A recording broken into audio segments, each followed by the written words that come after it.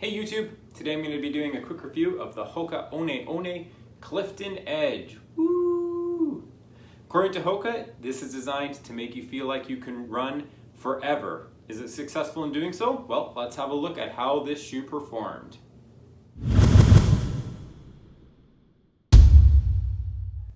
As you can see, my shoes are really well worn. I've put close to 500 kilometers on them, and they're actually holding up pretty well. I have a really wonky gait, so I have a tendency to blow through my shoes right in this section here. And you can see that there is a little bit starting there, but it's not too bad. Hoka's using a new fiber in the mesh uppers up here, and so far seems pretty effective. Another obvious thing that we should have a look at is this bad boy right here, this pull tab. When I first saw this, I thought, wow, that's kind of ridiculous, and I feel like it's just gonna rub against my heel.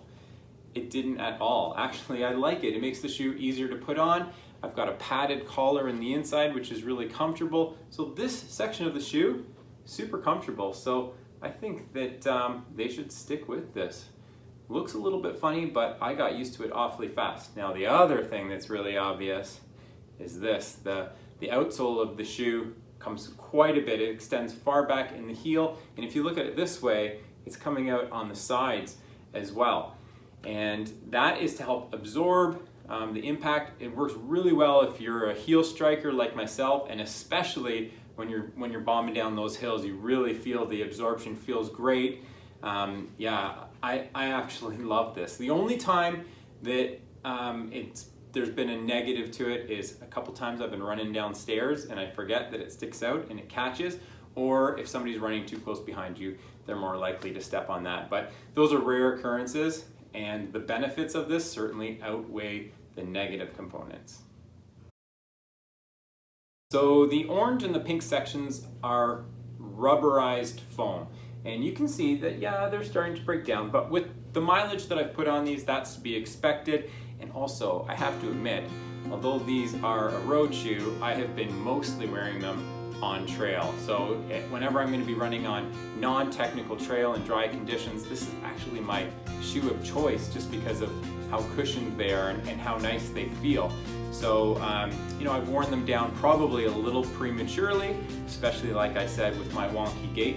But overall, I'm actually quite happy with how they've held up. 500 kilometers, and I still have a lot of life left in these shoes. So I think I've actually owned every version of the Hoka One Clifton, and because of that I had certain expectations when I tried this on. A lot of the older versions have that real like walking on a cloud sensation when you put them on. When I put these on, it just really didn't feel like a Clifton. It felt completely different. And to be honest, I wasn't crazy about it at first because I had a couple hot spots. There was a little bit of rubbing, and it took me a while to get used to them. And I almost gave up on them, but I'm glad I didn't, because after around 100 kilometers, which to me seems like a longer braking period than I'm used to, but then they just start to feel fantastic. And now this is one of my go-to shoes. I probably reach for this shoe more than any other shoe in my lineup. So I'm glad I didn't quit on it. Longer braking period than I would have expected, but now I really love the feel of this.